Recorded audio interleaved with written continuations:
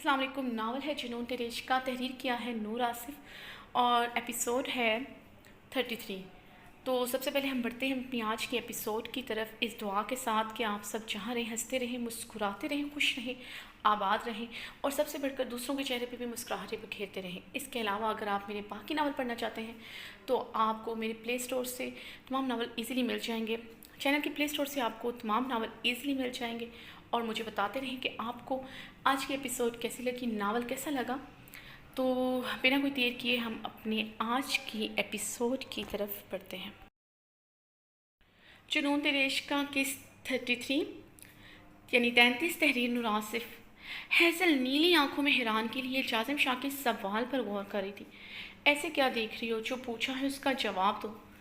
کس دوست کے ساتھ گئی تھی؟ جازم نے اس کے بازو کو اپنی آہنی گرفت میں دبوچتے ہوئے اسے اپنے قریب کیا۔ وہ اس کے سینے سے ٹکراتے ٹکراتے بچی تھی۔ ہیزل کے ہونٹ اس کی ٹھوری کو ٹچ ہوتے ہوتے رہ گئے۔ ہیزل کا رنگ اہانت کے احساس سے سرخ پڑا۔ وہ اس سے کیا چاہتا ہے وہ آج تک سمجھ نہ پائی تھی۔ وہ اس کا کزن تھا، اس کے علاوہ ایسا کوئی رشتہ نہ تھا جس پر وہ اس پر اپنا حق جتائے۔ ہیزل حیرت سے جازم شاہ کی خون اتری آنکھوں کو دیکھتی ہوئی سوچ رہی تھی وہ کیوں یہ سوال کر رہا ہے، جہاں وہ نہ اس کا باس ہے نہ وہ اس کی امپلائی۔ اسے کیا مسئلہ ہے وہ کہیں بھی جائے، کسی کے ساتھ بھی جائے، آخر یہ انسان چاہتا کیا ہے اس سے؟ جازم کی کانچ سی براؤن آنکھوں میں ہیزل نے تحیر سے دیکھا، جہاں ایک جنون تھا۔ عجیب سی وحشت ٹپک رہی تھی جسے دیکھتے ہوئے ہیزل نے جھرجھری لی۔ سر، یہاں آپ میرے باس نہیں ہیں تو کس حق سے آپ مجھ سے یہ سوال کر رہے ہیں؟ اور میں جہاں بھی گئی تھی اپنی انے کی پرمیشن سے گئی تھی۔ ہیزل نے خود کو اس کی گرفت سے پوری قوت سے چھڑوایا اور غصے سے آگے بڑھی۔ جازم نے اس کی کلائی کو گرفت میں لے کر اسے آگے بڑھنے سے روکا تھا۔ اب کی بار اس کی پکڑ بہت مضبوط تھی۔ ہیزل کو اپنی کلائی ٹوٹتی محسوس ہوئی۔ Don't be smart Hazel, I need answer to my question. کس دوست کے ساتھ تھی؟ جازم نے اپنی گرفت اور سخت کرتے ہوئے دوبارہ سے سوال داغا، مگر جازم شاہ کو اپنا دل آندھیوں کی زد میں محسوس ہوا۔ اگر اس کا جواب اس کی توقع کے مطابق ہوا تو وہ کیا کرے گا؟ جو وہ سوچ رہا ہے وہ سچ ہوا تو وہ کیا کرے گا؟ کیا کرے گا یہ تو اسے بھی نہیں پتا تھا، مگر ہیزل کے ہونٹوں پر اس کی نظر تھی۔ دل کی دھڑکن گھڑی کی سوئیوں کی مانے ٹک ٹک کرتی اسے اپنے کانوں میں بجتے محسوس ہو رہی تھی۔ میں اپنی دوست بریرہ کے ساتھ تھی، وہ آج ہی ترکی سے آئی ہے۔ ہیزل نے جازم شاہ کی آنکھوں میں دیکھتے ہوئے جھوٹ بولا۔ اسے آج جازم شاہ سے خوف محسوس نہیں ہوا تھا، بلکہ اس کی آنکھوں سے ٹپکتی وحشت سے خوف محسوس ہوا۔ پتہ نہیں کیوں ہیزل کو محسوس ہوا تھا اس کی آنکھیں اس کا سچ برداشت نہیں کر پائیں گی۔ جازم شاہ کی گرفت ہیزل کی کلائی پر ڈھیلی ہوئی اور آنکھیں ٹہرے سمندر کی طرح پرسکون ہوئیں۔ آفس کیوں نہیں آ رہی؟ اس سے پہلے وہ اپنی کلائی چھڑواتی وہ اس پر گرفت مضبوط کرتا ایک اور سوال پوچھ بیٹھا، مگر اس بار لہجہ بہت نرم تھا۔ اللہ اللہ، میں کوئی خواب دیکھ رہی ہوں؟ جلاد مجھ سے ایسی بھی بات کر سکتا ہے؟ ہیزل اس کا نرم لہجہ سنتی بے یقین ہوئی۔ میری طبیعت کچھ ٹھیک نہیں تھی، پھر سے جھوٹ بولا۔ اب وہ یہ تو نہیں کہہ سکتی تھی اس کی خوف سے آفس نہیں آ رہی۔ ہیزل نے لب کاٹتے ہوئے جازم شاہ کو دیکھا جو اس کے لبوں پر ہی نظریں جمائے ہوئے تھا۔ ہیزل نے اپنے لبوں پر زبان پھیرتے ہوئے جازم شاہ کی براؤن آنکھوں کو دیکھا، جس کی آنکھیں بہت گہرائی لیے ہوئی ہوتی تھیں۔ ان نظروں میں سلگتے آنچ دیتے جذبات ہوتے جو اس کی دل کی دیواروں سے ٹکراتے ہوئے واپس پلٹ آتے۔ جازم شاہ کا سرد رویہ کبھی انہیں دل میں داخل ہی نہیں ہونے دیتا تھا۔ جازم اس کا یہ عمل دیکھتا گہرا مسکرا کر رہ گیا۔ ہیزل کو یہ آج کا دوسرا شوق لگا تھا۔ پہلے نرم لہجہ، اب جلاد مسکرا رہا تھا۔ ہیزل نے اپنی نیلے آنکھیں حیرت و استجاب سے دو تین بار جھپکیں، کہیں وہ خواب تو نہیں دیکھ رہی۔ جازم اس کی حرکتیں دیکھتا محسوس ہوتا مسکرا رہا تھا۔ یہ تو معصوم سی اینجل ہے۔ دل نے کہیں اس بات کا یقین کیا تھا۔ ہیزل جازم شاہ سے اپنی کلائی چھڑواتے ہوئے اس سے دور ہوئی اور اپنے پورشن کی طرف جانے کے لیے پلٹی، مگر یکدم رکی تھی۔ آپ کا زخم کیسا ہے؟ ہیزل نے پلٹتے ہوئے پوچھا۔ جلاد کے نرم لہجے نے اس کے اندر بات کرنے کا حوصلہ پیدا کیا تھا۔ اس لیے وہ دل میں مچلتا سوال بے ساختگی میں پوچھ بیٹھی، کتنا خون بہہ رہا تھا، گھر آ کر بھی کتنی دیر تک اس کے بازو سے بل بل کرتا وہ خون بھولی نہ تھی۔ بڑی جلدی خیال نہیں آ گیا، ہونٹوں پر وہی استہزائیہ مسکراہٹ اور چہرے پر وہی سرد مہری دوبارہ سے برقرار تھی۔ آج 3 دن بعد وہ اس کی زخم کے بارے میں پوچھ رہی تھی۔ یہ بات جازم شاہ کو بڑی چبھی تھی۔ کل آفس ٹائم پر آ جانا، اب طبیعت ٹھیک ہو چکی ہے اور یہ میں اپنی آنکھوں سے دیکھ بھی چکا ہوں، اب کوئی بہانہ نہیں چلے گا۔ جازم سنجیدگی سے کہتا اپنی گاڑی میں بیٹھتا چلا گیا۔ حیدر جازم شاہ کے جانے کے بعد اپنی ساری سوچوں کو جھٹکتی اپنے پورشن کی طرف بڑھ گئی۔ شاویز آفس جانے کے لیے کار پورش میں آیا تو نظر بے اختیار حیاء کے پورشن کی طرف اٹھی۔ آج 2 دن ہو گئے تھے اسے دیکھے ہوئے۔ وہ نہ یونیورسٹی گئی تھی اور نہ آفس آئی تھی، نہ ہی وہ اس کی طرف گیا تھا۔ ابھی بھی وہ کافی دیر تک کار پورش میں کھڑا رہا۔ شاید وہ اپنی ضد چھوڑ کر یونیورسٹی اور آفس جانا شروع کر دے اور اس کا خوبصورت چہرہ جس کا وہ دیوانہ تھا اس کی ایک جھلک دیکھنے کو مل جائے۔ وہ نہیں چاہتا تھا وہ یونیورسٹی میں اپنے آپ کو شو پیس کی طرح سجا کر جائے اور اس کے بدن پر غلیظ نظریں اٹھیں۔ اس صرف حیا کے معاملے میں نہیں، وہ شائم کو لے کر بھی کافی حساس تھا۔ ہائی سوسائٹی سے تعلق رکھنے کے باوجود وہ اپنی عزت کو لے کر، اپنے سے جڑے رشتے جو اسے جان سے بھی زیادہ عزیز تھے، انہیں لے کر وہ اوور پوزیسو تھا۔ اپنے رشتے، اپنی عزت کو لے کر اس کی سوچ بہت محدود تھی اور یہ احساس اور یہ سوچ صرف ان عورتوں تک محدود تھی، ان رشتوں تک محدود تھی جن پر وہ حق رکھتا تھا۔ حیا پہ وہ اپنا سب سے زیادہ حق سمجھتا تھا۔ یہ احساس نکاح کے بعد حیا کو لے کر اس کے دل میں جاگزیں ہوا۔ اسے اپنی ماں کنسا کی ڈریسنگ پر اعتراض ہوتا تھا، مگر وہ ماں تھی، احترام کا رشتہ زیادہ غالب تھا۔ ہوش سنبھالنے پر وہ دبے الفاظ میں اپنی ماں کی ڈریسنگ پر اعتراض کرتا رہا تھا، جو کنسا کو کافی ناگوار گزرتا تھا۔ وہ تب بے بسی کے احساس سے چپ کر جاتا۔ وہ احترام میں انہیں کچھ نہیں کہہ سکتا تھا اور نہ ہی وہ کہنے کا حق رکھتا تھا، مگر حیا پہ تو وہ مکمل حق رکھتا تھا۔ یہی احساس اپنے اور حیا کے رشتے کو لے کر اسے مزید تفاخر میں مبتلا کرتے ہوئے اس کے قریب مزید دھکیل رہا تھا۔ یہ احساس، یہ فیلنگز حالہ کو لے کر کبھی نہیں ہوئی تھی۔ وہ حالہ کے اظہار کے بعد اس کی طرف بڑھا۔ حالہ کی ڈریسنگ پر اسے کبھی اعتراض نہیں ہوا، کیونکہ اس نے کبھی حالہ کو لے کر سوچا ہی نہیں تھا، نہ وہ کبھی اس کے دل کو چھو سکی۔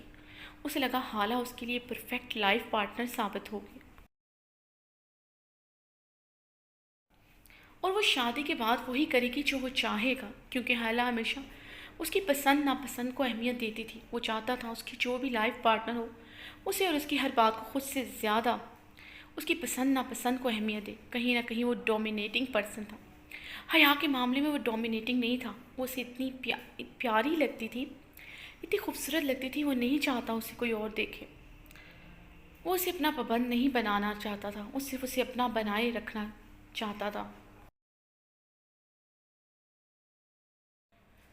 لیکن وہ اس کی محبت، اس کا کنسرن سمجھنے کو تیار ہی نہ تھی۔ پہلے کی بات اور تھی، وہ اس کے لیے صرف اس کی کزن تھی، وہ کزن جو انتہائی بدتمیز اور منہ پھڑتی، ہمیشہ تو اسے وائبہ خاتون سے بدتمیزی کرتا دیکھتا آیا تھا۔ وہ نکاح کے بعد اپنا اور اس کا رشتہ ماننے کو تیار نہ تھا۔ وہ اس سے کافی چھوٹی تھی، یہ بات بھی اس کی جھنجھلاہٹ کا سبب بنتی، تو وہ اپنی جھنجھلاہٹ غصہ اس پر اتار دیتا۔ لیکن جب سے اسے ریلائز ہوا وہ اس کی محبت ہی نہیں، اس کی زندگی میں ہے، تو وہ ہر چیز، ہر بات کو پس پش ڈالتے ہوئے اپنے دل کو اس کے قدموں میں رکھ دیا، اپنے تمام جذبات اس پر نچھاور کرتے اس کے سامنے جھک گیا۔ وہ ابھی بھی اس سے الگ ہونے کا سوچتی ہے، اس سے طلاق کا سوچتی ہے۔ یہ بات اس کے غیظ و غضب میں اضافے کا سبب بنتی۔ دل اب اسے کھونے کا سوچ بھی نہیں سکتا تھا، اس سے دستبرداری کا سوچ کر ہی لرزنے لگتا۔ سر چلیں، ڈرائیور کے پکارنے پر وہ اپنی سوچوں سے باہر آیا اور اپنے پرشکن اعصاب کو پرسکون کرتے گاڑی کی طرف بڑھا۔ گاڑی کے دروازے میں ہاتھ ڈالتے ڈالتے وہ رکا تھا۔ حیا اس کے لائے ہوئے ڈریس میں ملبوس کار پورچ کی طرف آ رہی تھی۔ دل کی دھڑکنوں نے الگ ہی انداز میں شور مچایا تھا۔ حیا اس ٹائم بلیک ویلویٹ بیل باٹم پینٹ کے ساتھ بلیک فل سلیوز میں شرٹ جو گھٹنوں سے اوپر آتی تھی پہنے ہوئی تھی، گلے میں ریڈ دوپٹہ ڈال رکھا تھا، بال کمر پر بکھرائے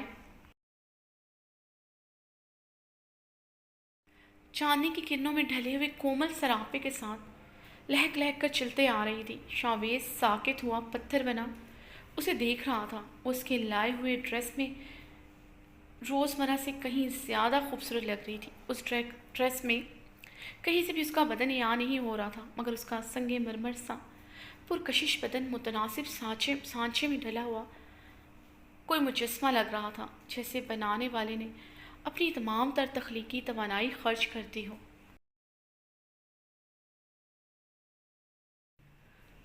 لگتا ہے مجھے اسے عبایا پہنانا پڑے گا، شاویز لب دانتوں تلے دبائے سوچتے ہوئے اپنے گھنے بالوں میں ہاتھ پھیرنے لگا۔ یہ لڑکی اس کے مضبوط اعصاب کو کمزور کرنے پر تلی ہوئی تھی۔ وہ پورے لباس میں بہت پرکشش لگ رہی تھی۔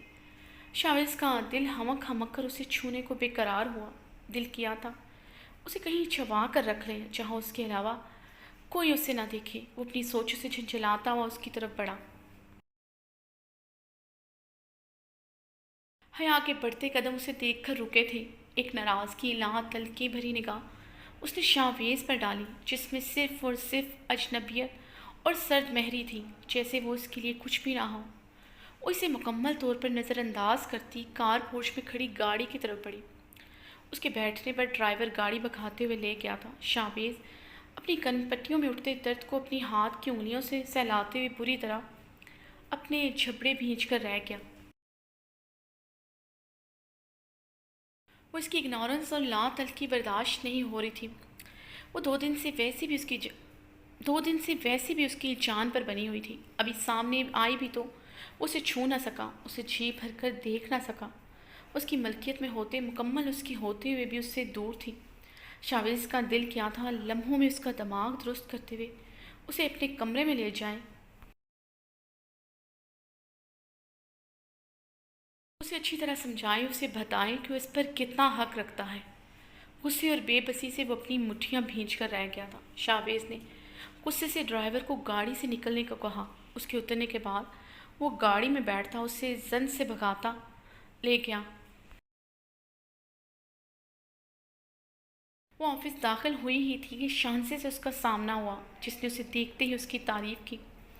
اس کی تعریف پر وہ مسکرا کر رہ گئی۔ صبح سے بہت سے لوگوں سے اپنے لیے وہ تعریفی کلمات سن چکی تھی، بہت سی آنکھوں میں اپنے لیے ستائش دیکھ چکی تھی۔ شاویز پہ جتنا غصہ تھا، اپنی تعریفیں سن کر سارا غصہ اتر گیا، بلکہ الگ سے ایک سرور محسوس ہو رہا تھا۔ ہٹلر چاہتا تھا اسے کوئی نہ دیکھے، مگر آج پوری یونیورسٹی کی نظریں اس پر تھیں۔ ابھی بھی اپنے کولیگ عامر کی تعریف سن کر وہ مسکراتے ہوئے سرشاری سے ٹیک لگا گئی۔ انجانے میں وہ شاویز سے اپنی ہار کا بدلہ لے چکی تھی۔ وہ سمجھ نہیں پا رہی تھی، ہر تعریف میں ستائش نہیں ہوتی، کچھ نظروں اور تعریفوں میں ہوس بھی ہوتی ہے۔ جو نظریں پورے لباس میں عورت کی طواف کرتی اسے اندر تک دیکھ لیتی ہیں، وہ نظریں آدھے لباس میں عورت کو آنکھوں میں نوچنا جانتی ہے۔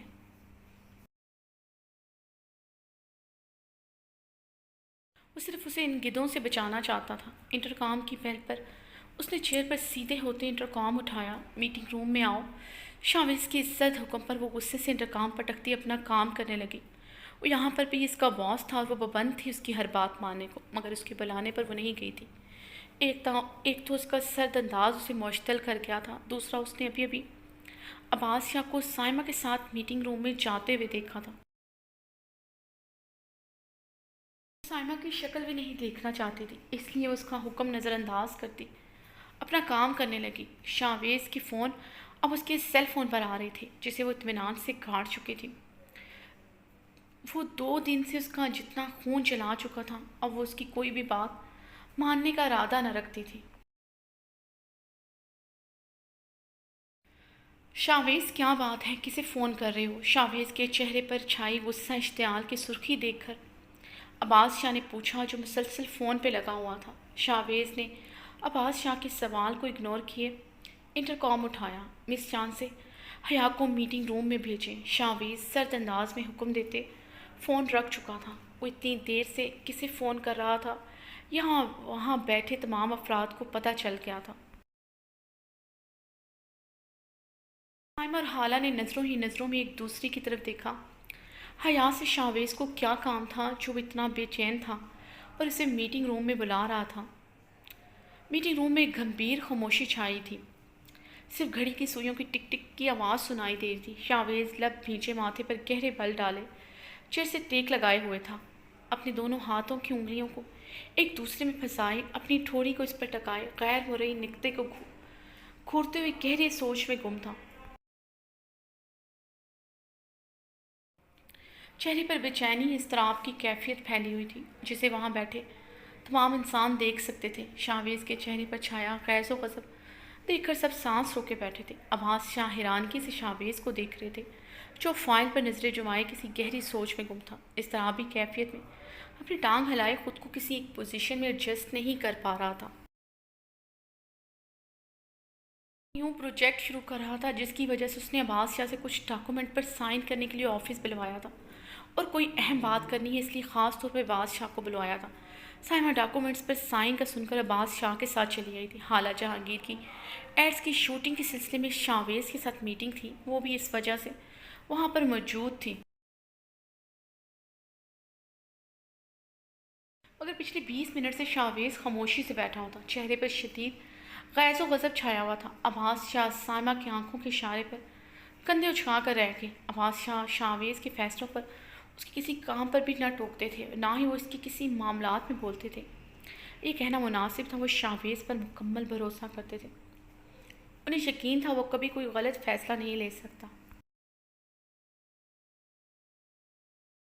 مس شانزے، شاویز نے انٹرکام کی بیل پر ریسیور کان سے لگایا۔ جی مس شانزے، شاویز نے انٹرکام کی بیل پر ریسیور کان سے لگایا۔ سر، وہ مس حیا کہہ رہی ہیں وہ نہیں آ رہی، انہیں ضروری کام ہے، فی الحال وہ زیادہ ضروری ہے، شانزے نے اٹک اٹک کر بتاتے ہوئے حیا کا پیغام دیا۔ جانتی تھی آگے کیا ہوگا، شاویز کے غصے سے وہ ہلائے ہوئے تھی جو اب پورے اسٹاف کے سامنے بیچاری حیا پہ اترنا تھا۔ شاویز انٹرکام پٹکتا ایک جھٹکے سے چیئر سے اٹھتے باہر نکل گیا۔ سائمہ اور حالہ جہانگیر کے چہرے پر اطمینان کی لہر دوڑی۔ وہ جتنا غصے میں گیا تھا یقیناً حیا کی خیر نہیں تھی۔ سائمہ تو یہ نہیں جانتی تھی شاویز حیا کو میٹنگ روم میں کیوں بلا رہا ہے، مگر یہ ضرور جانتی تھی حیا نے یہاں آنے سے انکار کر دیا تھا کیونکہ وہ انہیں آتے ہوئے دیکھ چکی تھی، اور وہ جتنی ضدی اور ہٹ درم تھی وہ سمجھتی تھی حیا ان کے ہوتے ہوئے کبھی میٹنگ روم میں نہیں آئے گی۔ مس حیا، میں کب سے آپ کو میٹنگ روم میں بلا رہا ہوں، آپ آ کیوں نہیں رہی؟ شاویز کی سرد آواز پر بری طرح اچھلی۔ وہ مم، میں کام کر رہی تھی، حیا نے کہتے ہوئے اپنے سامنے پڑے ہوئے پیپر جس پر وہ اسکیچنگ کر رہی تھی جلدی سے انہیں سمیٹتے ہوئے فائل میں لگایا۔ ہاتھوں میں لاشعوری طور پر کپ کپاہٹ تھی جسے شاویز محسوس کر چکا تھا۔ بہت ضروری کام ہے، شاویز کہتے ہوئے اس کی کرسی کے دونوں اطراف میں ہاتھ جمائے اس پر جھکا۔ ہاں بب، بہت ضروری کام ہے، شاویز کو خود پر جھکا دیکھ کر کانپتے لبوں سے بمشکل کہا۔ لگتا ہے بہت ضروری تھا۔ شاویز یوں ہی اس پر جھکے اپنی نظریں ٹیبل پر رکھی فائل پر دوڑائیں تو حیا کو اپنا سانس رکتا محسوس ہوا۔ شاویز اس کی اٹکی سانسیں محسوس کرتا اس سے دور ہوتا سیدھا کھڑا ہوا۔ شاویز نے فائل کی طرف ہاتھ بڑھایا ہی تھا، حیا اس فائل کو سرحد سے اچک چکی تھی۔ اس کے ہاتھوں کی یہ تیزی شاویز نے بغور دیکھی تھی۔ آپ کے مطلب کی نہیں ہے، میری یونیورسٹی سے ریلیٹڈ ہے، حیا نے فائل اپنے سینے کے ساتھ لگاتے ہوئے کہا جیسے کوئی قیمتی متاع ہو۔ فائل سینے سے لگانے پر شاویز جل کر رہ گیا تھا۔ شاویز شاہ اس کے اتنا قریب کسی کو نہیں دیکھ سکتا تھا، چاہے وہ بے جان چیز ہی کیوں نہ ہو۔ اس کے اتنا قریب جانے کا صرف اسے ہی حق تھا۔ ریلی یونیورسٹی سے ریلیٹڈ ہے لو؟ شاویز نے اس کی کرسی پر جھکتے ہوئے سرگوشی کی۔ حیا کرسی سے ٹیک لگائے پیچھے ہوئی تھی اور زور زور سے گردن ہلاتے ہوئے اقرار کیا، مبادا وہ اس کی فائل ہی نہ دیکھ لے، آفس سٹاف ہمیں ہی دیکھ رہا ہے، پلیز پیچھے ہٹیں، حیا نے التجائیہ لہجے میں کہتے ہوئے اپنی فائل کو مزید سینے میں بھینچا تھا۔ بالکل اس کے چہرے پر جھکا اپنی گرم آنچ دیتی سانس سے بکھیر رہا تھا۔ دیکھنے دو جان، مجھے کوئی فرق نہیں پڑتا، میں کسی غیر لڑکی کے ساتھ نہیں، اپنی بیوی کے پاس ہوں۔ شاویز نے بیوی لفظ پر زور دیتے ہوئے اس کی فائل میں اپنا ہاتھ ڈالا۔ حیا نے اپنی پکڑ مزید مضبوط کی۔ شاویز نے اب کی بار فائل کو اس طرح ہاتھ ڈالا تھا کہ اس کی انگلیاں اس کے دل کے مقام کو سختی سے چھو گئی،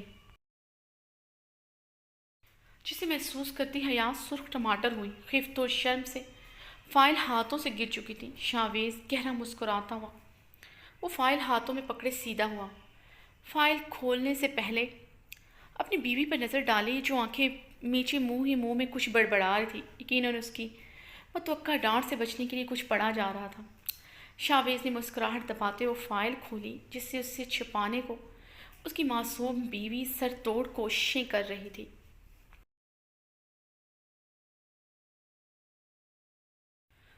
فائل کھولنے پر شاویز کی مسکراہٹ میں مزید اضافہ ہوا تھا، مگر وہ اپنی مسکراہٹ اپنی سنجیدگی میں چھپا گیا۔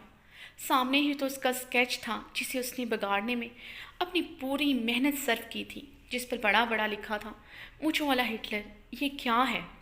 شاویز فائل ٹیبل پر پٹکتے ہوئے پھر سے اس پر جھکا، اپنی آنکھیں اس کی گہری سرمئی آنکھوں میں ڈالتے سرد انداز میں سوال کیا۔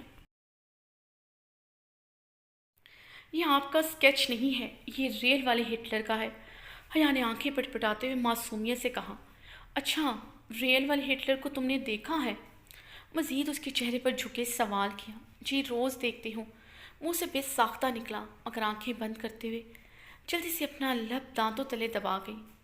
اب اسے یقین تھا اس کی گردن اس ویمپائر کے دانتوں تلے آنے سے کوئی نہیں بچا سکتا۔ شاویز کی مسکراہٹ گہری ہوئی تھی۔ اپنے لب اس کی گلابی لبوں پر نرمی سے ٹکرائے۔ شاویز کی اس حرکت پر پل بھر میں سرخ ہوئی۔ اس کی گلابی رنگت لمحوں میں سرخ ہوتے شاویز کا دل زوروں سے دھڑکا گئی۔ مت کیا کرو ایسی حرکتیں میرا گلاب۔ شاویز اس کے کان پر جھکتے سرگوشی میں مخاطب ہوتے اس کی کان کی لو پر نرمی سے لب رکھ گیا۔ وہ اس کی سرگوشی بھرے لمس پر کانپ کر رہ گئی تھی۔ آنکھیں کھول کر اپنے اوپر جھکے ہوئے شاویز کو دیکھا، جو انتہائی سنجیدگی سے اسے دیکھ رہا تھا۔ میٹنگ روم میں آؤ، ورنہ مجھے سچ میں ہٹلر بننے میں دیر نہیں لگے گی۔ 2 سیکنڈ میں نہیں آئی تو میں تمہیں اپنی گود میں اٹھا کر لے جاؤں گا، شاویز سرد انداز میں کہتا ہوا وہاں سے چلا گیا۔ حیا نے اپنی سانسیں بحال کرتے ہوئے آفس سٹاف کو دیکھا، جو معنی خیز نظروں سے اسے ہی دیکھ رہے تھے۔ حیا کا رنگ مزید سرخ پڑا تھا۔ حیا غصے سے بل کھاتی میٹنگ روم کی طرف بڑھی۔ ڈر لاحق ہوا کہیں وہ ہٹلر سچ میں ہی گود میں اٹھا کر نہ لے جائے۔ شاویز بیٹا، کس بات کی دیر ہے؟ مجھے اور سائمہ کو کہیں اور بھی جانا ہے۔ عباس یہاں شاویز کو دیکھتے ہوئے بولے، جو ابھی میٹنگ روم میں داخل ہوا تھا، لیکن اب چہرے پر غصے کے بجائے مسکراہٹ تھی۔ بس بابا جان، حیا آتی ہوگی، اس کا انتظار کر رہا تھا۔ شاوی بیٹا، حیا کا یہاں کیا کام؟ میرا مطلب ہے عباس نے ڈاکومنٹ پر سائن کرنے، حیا کا انتظار کیوں کیا جا رہا ہے؟ سائمہ اپنے اندر اٹھتے غصے کو دباتی ہوئی بظاہر بشاشت سے بولی، پچھلے پونے 1 گھنٹے سے وہ حیا کا انتظار کر رہے تھے۔ سائمہ کا اب ضبط چھوٹتا جا رہا تھا، مگر سامنے شاویز شاہ تھا، جس کی کسی بھی بات کسی بھی فیصلے سے انحراف کرنے کی ہمت نہ تھی۔ ابھی پتہ چل جائے گا موم، بس تھوڑا سا صبر اور۔ شاویز فائلز میں مختلف پیجز پلٹتے ہوئے بولا، حالات تم ذرا اس چیئر کو خالی کر دو، وہ اس کے ساتھ والی چیئر پر بیٹھ جاؤ۔ شاویز حالہ کی طرف متوجہ ہوا، جو اس کے ساتھ ہی بیٹھی ہوئی تھی۔ شاویز کی ایک طرف عباس شاہ بیٹھے ہوئے تھے اور ایک طرف حالہ جہانگیر، سامنے سائمہ بیٹھی ہوئی تھی۔ شور حالہ کہتے ہوئے الجھن بھرے انداز میں چیئر سے اٹھی اور اس کے ساتھ والی چیئر پر بیٹھ گئی۔ حیا دروازہ نوک کے ایک کمرے میں داخل ہوئی اور عباس شاہ سے آگے بڑھ کر ملی۔ عباس شاہ نے اٹھتے ہوئے اسے اپنے سینے کے ساتھ لگایا۔ کیسا ہے میرا بیٹا؟ عباس نے خوشگواریت سے پوچھا۔ میں ٹھیک ہوں تایا جان، حیا نے مسکراتے ہوئے کہا۔ ماشاءاللہ، آج تو میری بیٹی بہت خوبصورت لگ رہی ہے، عباس شاہ حیا کو دیکھتے ہوئے بولے تو حیا کی نظریں بے اختیار شاویز پر اٹھی، جو گہری نظروں سے اسے ہی دیکھ رہا تھا۔ جی بالکل بابا جان، آج تو یہ گلاب کا پھول لگ رہی ہے۔ شاویز کی تعریف پر حیا سرخ ہوئی، اسے امید نہیں تھی شاویز سب کے سامنے اس طرح کھلے انداز میں اس کی تعریف کرے گا۔ شاویز نے اس کے سرخ ہوتے پر مسکراتے ہوئے ہونٹ کس کے انداز میں سکیڑے۔ حیا نے غصے سے نظریں پھیری، جو کہیں بھی شروع ہو جاتا تھا۔ ہٹلر کے ساتھ وہ اسے بے شرم کا لقب بھی دے چکی تھی۔ شاویز کی تعریف پر جہاں سائمہ کے نگوش بگڑے تھے وہیں حالہ کو پانی پیتے ہوئے اچھو لگا تھا۔ کیسی ہو حیا؟ سائمہ نے چہرے پر مسکراہٹ سجائے حیا سے پوچھا۔ شاویز کی مسلسل حیا پہ نظریں محسوس کر کے وہ حیا سے جان بوجھ کر مخاطب ہوئی تھی۔ جانتی تھی حیا جواب نہیں دے گی یا پھر بدتمیزی کرے گی اور شاویز کا موڈ بری طرح سے حیا سے خراب ہوگا۔ سائمہ کی توقع کے عین مطابق حیا نے کوئی جواب نہیں دیا تھا۔ حیا کے ایٹیٹیوڈ پر شاویز کے چہرے پر ناگواریت کی لہر چھائی جسے سائمہ محسوس کرتی مسکرا اٹھی۔ حیا ادھر آؤ، شاویز نے اپنی ناگواریت چھپاتے ہوئے نرمی سے حیا کو پکارتے ہوئے اپنے پاس بلایا جسے حیا نظر انداز کرتی اس کے سامنے ٹیبل کے پاس انجان بن کر کھڑی رہی۔ وہ اس کے پسند کے لباس میں تھی۔ اس نے ڈریس زیبتن کرتے ہوئے خود سے عہد لیا تھا وہ آئندہ اس ہٹلر کی کوئی بات نہیں مانے گی۔ مگر یہ الگ بات تھی، اندر سے شاویز کے غصے سے ڈر رہی تھی جو کسی بھی وقت اس پر گرج کر برس سکتا تھا۔ شاویز دانت کچکچاتے ہوئے اپنی جگہ سے کھڑا ہوا اور حیا کے پاس جا کر اس کا ہاتھ اپنے ہاتھوں میں لیے اپنی جگہ پر آیا اور اسے اپنے ساتھ والی چیئر پر بٹھایا۔ حیا شاویز کی حرکت پر غصے سے سرخ ہوتی کھڑی ہوئی۔ شاویز اس کا ہاتھ پکڑے پھر سے اس چیئر پر بٹھا چکا تھا۔ اب حیا کے ہاتھ کو اس نے چھوڑنے کی غلطی نہیں کی تھی۔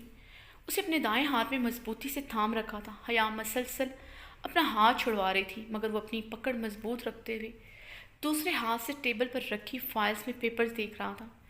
شاویز کے مضبوط ہاتھوں میں حیا کا ہاتھ سب کی نظروں میں تھا اور ہاتھوں کی یہ جنگ سب دیکھ رہے تھے اور حیران ہو رہے تھے۔ شاویز شاہ کا یہ انداز نہیں تھا، وہ کبھی کسی کے اتنے نخرے نہیں اٹھاتا تھا، کسی کی اتنی بدتمیزی برداشت نہیں کرتا تھا۔ حالہ غصے اور بے چینی سے اپنی چیئر پر مسلسل پہلو بدل رہی تھی۔ شاویز اس کے بائیں ہاتھ کو اپنے دائیں ہاتھ میں مضبوطی سے تھامے ہوا تھا۔ اس کے چھڑوانے پر وہ ہر تھوڑی دیر بعد ماتھے پہ بل ڈالے اسے گھورتا تو حیا جھنجھلاتے ہوئے اپنی کوشش ایک سیکنڈ کے لیے ترک کر دیتی اور پھر دوسرے ہی لمحے وہ پھر سے اپنا ہاتھ شاویز کی گرفت سے پوری قوت سے چھڑواتی جسے شاویز چھوڑنے کو تیار نہ تھا۔ بابا جان، آپ سب جانتے ہیں حیا یہاں 30% شیئرز کی مالک ہے، 70% شیئرز میرے نام ہیں۔ میں چاہتا ہوں اس کمپنی میں حیا میری بیوی ہونے کے ناطے 50% کی مالک ہو۔ میں نے آج اس لیے آپ کو بلایا ہے۔ آپ کو میرے فیصلے پر کوئی اعتراض تو نہیں ہے؟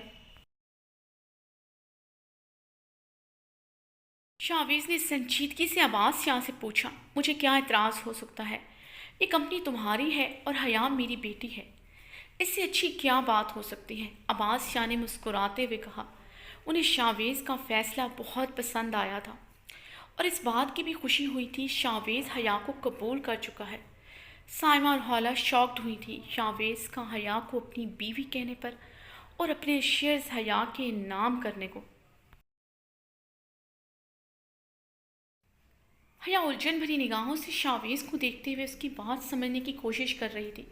مجھے آپ کے شیئرز نہیں چاہیے، حیا نے اپنے ہاتھ چھڑاتے ہوئے غصے سے کہا۔ تم سے نہیں پوچھا میں نے، اس لیے تم خاموش رہو۔ شاویز اس کے ہاتھ پر اپنی گرفت مضبوط کرتے ہوئے اسے گھورتے ہوئے بولا، اور یہ ہاتھ اب کبھی نہیں چھوٹے گا، جتنی مرضی کوشش کر لو۔ لو، شاویز نے حیا کی طرف جھکتے ہوئے سرگوشی نما آواز میں کہا۔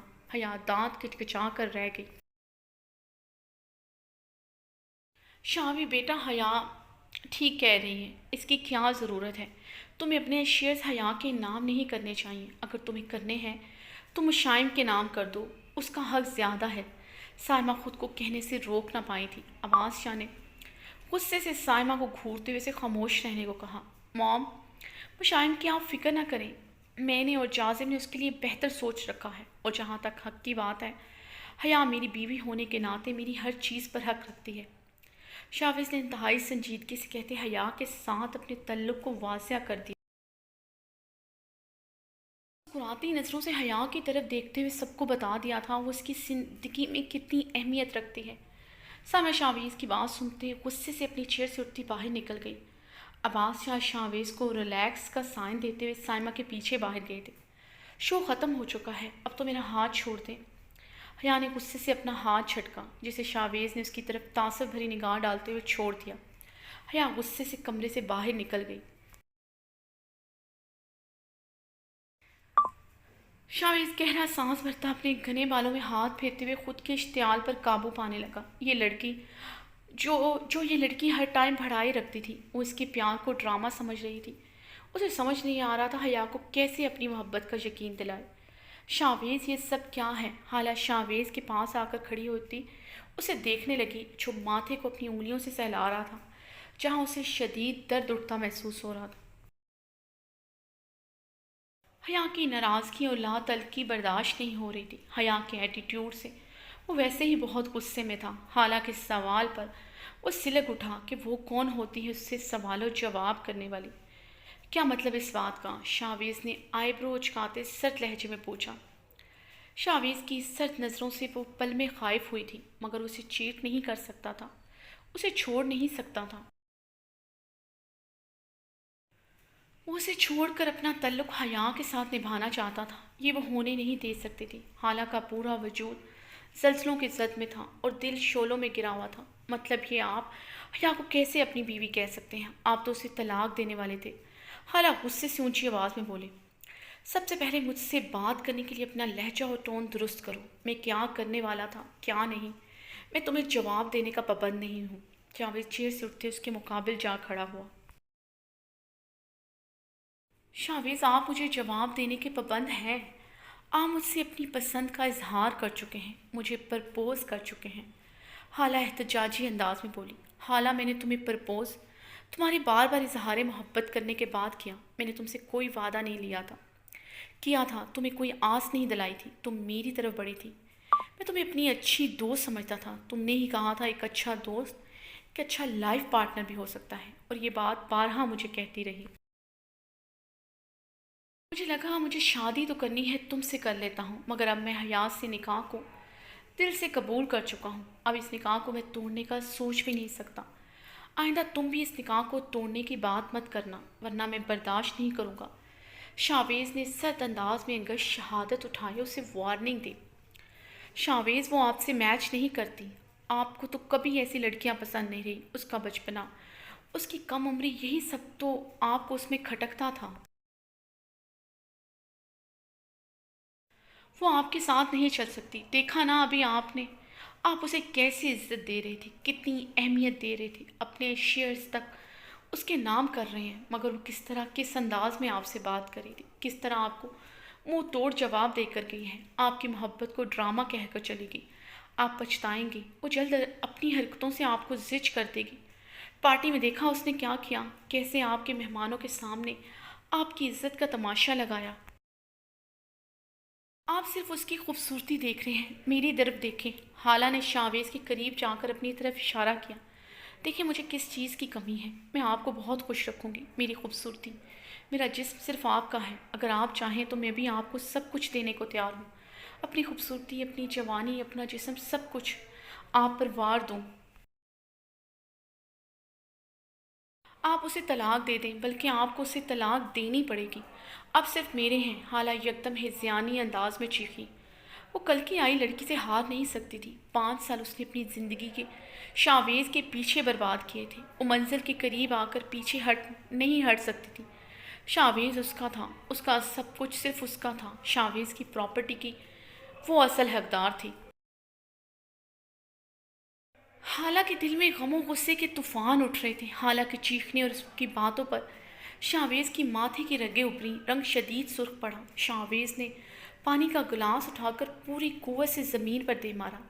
حالہ چیخ مارتے ہوئے دیوار سے جا لگی تھی اور آنکھوں میں ڈر لیے شاویز کو دیکھنے لگی، جس کی سفید سرخ گردن کی نیلی رنگیں ظاہر ہوتے اس کے غصہ اشتعال کو ظاہر کر رہی تھی۔ تھی شاویز کا غصہ کتنا جنونی ہوتا ہے، وہ اپنے آگے کسی کو بولنے نہیں دیتا۔ حالہ یہ گلاس میرے ہاتھوں سے ٹوٹا ہے تو کیا میں اپنے ہاتھ کو اس کے لیے سزا دوں گا؟ شاویز نے حالہ کی طرف بڑھتے ہوئے اس کی آنکھوں میں دیکھتے ہوئے سرد انداز میں پوچھا۔ حالہ حیرانگی سے شاویز کی لہو رنگ آنکھوں میں دیکھتے ہوئے اس کی بات کا مطلب سمجھنے کی کوشش کر رہی تھی۔ نہیں دوں گا، کبھی نہیں دوں گا، بلکہ بہت احتیاط سے اس کی کچیاں سمیٹوں گا تاکہ یہ میرے بدن کے کسی حصے کو زخمی نہ کر جائیں۔ حیا میرے لیے میرے اس ہاتھ کی طرح ہے، یعنی میرے جسم کا حصہ ہے۔ اگر اس سے کوئی غلطی ہوتی ہے وہ اپنا بچپنا دکھاتی ہے، کوئی بھی غلطی کرتی ہے تو میں احتیاط سے پیار سے اس کی غلطیوں کو سمیٹوں گا، نہ کہ خود سے علیحدہ کرتے ہوئے اپنے وجود کو کاٹ کر پھینک دوں گا۔ شاویز سرد اور سنجیدہ لہجے میں حیا کی اپنی زندگی میں اہمیت اجاگر کر گیا تھا۔ آنکھوں میں آنسو لیے شاویز کو دیکھ رہی تھی، جس کے لیے کوئی اتنا بھی معنی رکھ سکتا ہے وہ سوچ نہیں سکتی تھی۔ مجھے کافی مرتبہ محسوس ہوا تم میرے قریب آنے کے بہانے ڈھونڈتی ہو۔ میں اپنا وہم سمجھ کر جھٹلاتا رہا۔ مجھے لگا تمہاری نیچر ایسی ہے، تم شاید ایسی ہی ہو، شاید تم مجھ سے محبت کرتی ہو، مجھ پر ٹرسٹ کرتی ہو، اس لیے میرے ساتھ کمفرٹ فیل کرتی ہو۔ مجھے آج پتہ چلا تم وہ سب کچھ جان بوجھ کر کرتی تھی۔ تم اپنی ضد، اپنی خواہشات کو پورا کرنے کے لیے ہر حد سے گزر سکتی ہو۔ مجھے یقین نہیں آ رہا تم کیسے اتنی بڑی بات کہہ کر خود کو ڈی گریڈ کر سکتی ہو۔ شاویز کی نظروں میں تعصب تھا، جسے محسوس کرتی حالہ جہانگیر کی آنکھیں شرمندگی سے جھکی تھیں۔ آج میں شکر ادا کرتا ہوں، خدا نے میرے لیے حیا کو بنایا ہے۔ وہ نادان ہے، کم عمر ہے، مگر تمہارے جیسی نہیں جو کسی کے آگے بھی خود کو یوں عارضہ کر دے۔ آج میرے نزدیک تمہاری ویلیو صفر سے بھی کم ہے۔ اگر میں تم سے محبت بھی کرتا اور تم تب بھی اپنے آپ کو میرے سامنے یوں پیش کرتی، خدا قسم تمہیں چھوڑنے میں پل نہیں لگاتا۔ آئندہ میرے اور حیا کے درمیان مت آنا، ورنہ تمہاری یہ غلطی میں غلطی سے بھی برداشت نہیں کروں گا۔ شاویز سرد انداز میں کہتے اسے وارن کرتا میٹنگ روم کا دروازہ کھولتا چلا گیا تھا۔